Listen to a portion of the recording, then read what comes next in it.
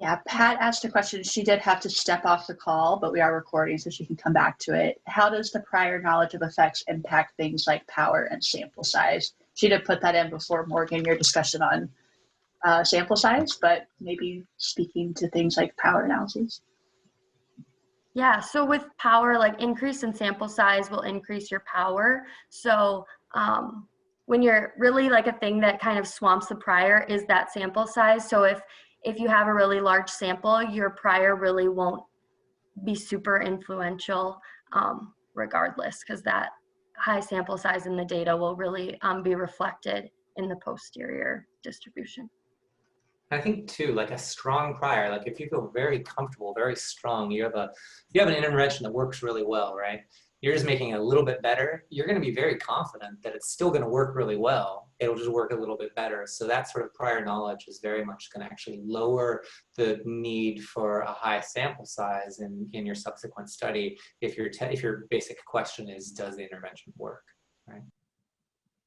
I mean, I'll jump in there. I guess I'll ask Alex this question. So we're working with a group called Talkspace right now, which provides text-based therapy to people who need mental health treatment. And one of the things we're trying to do is increase engagement with the app. People, like in regular therapy, end up not using it after a while. And so we're thinking about developing and sending them different sort of prompts that will help them engage in testing against that. And I was wondering about whether this kind of networked Bayesian method could be integrated into this kind of engagement process. I mean, I think about this, I'm not an interventionist, so I think about this in a very basic way, but it would be things like you might get in an exercise app, I would imagine, that would say, hey, you usually work out on Thursdays, or hey, you usually communicate with your therapist by now, like, have you thought about reaching out today, or something like that.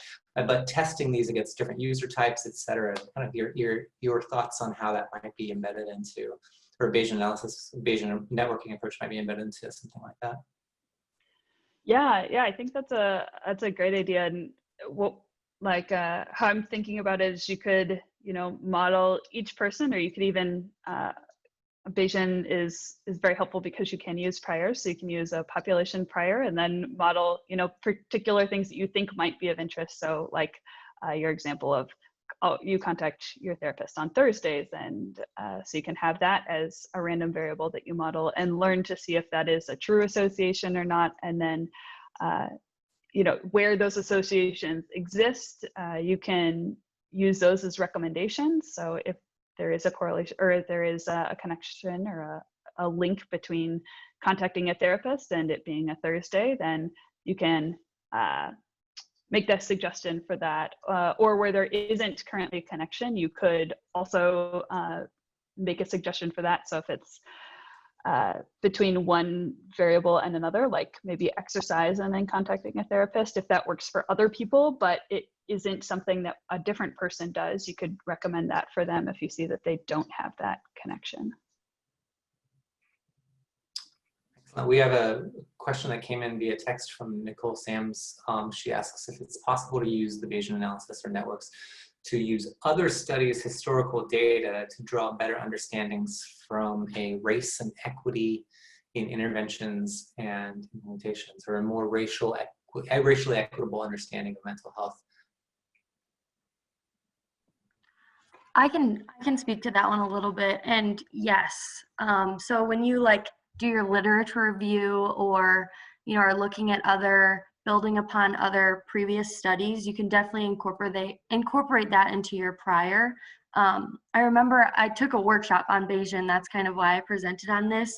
And I recall him mentioning, I think the example he used was looking at a bunch of firefighters versus a bunch of police officers, or different roles.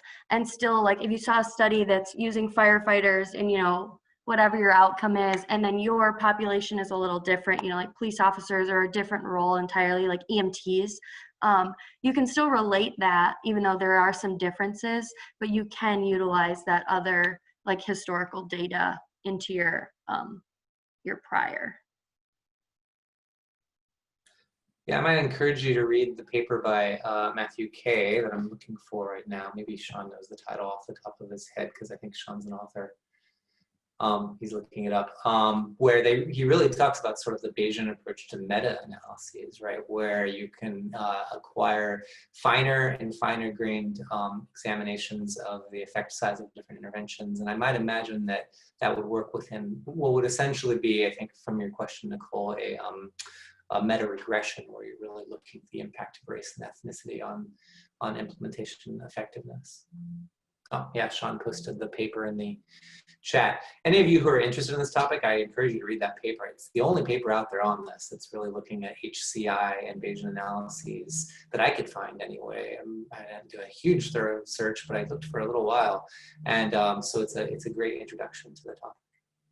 Yeah, and one thing to add to that is like meta-analyses we can learn a lot from, where with Bayesian you can just keep building upon each study as you go along rather than trying to pull from a bunch. So it's kind of like building blocks if you think of it that way. So. Sean also posts that he's excited about the potential for using these approaches with individual providers or practices to examine their own practices and evaluate efficacy or conduct small experiments. And I totally agree. We've been trying to think about how to work with providers rather than forcing them to like adopt our ABPs whole scale or whatever, work with them to conduct adaptations that are effective. And perhaps they could use Bayesian approaches in their own thinking, their own scientific thinking to determine whether or not their little adaptations within their practice are effective or works for them. I see we're out of time, but thank you so much for participating in this. And please feel free to email any of us, the presenters, or reach out to Brittany, and we're happy to talk more about this. So thank you so much.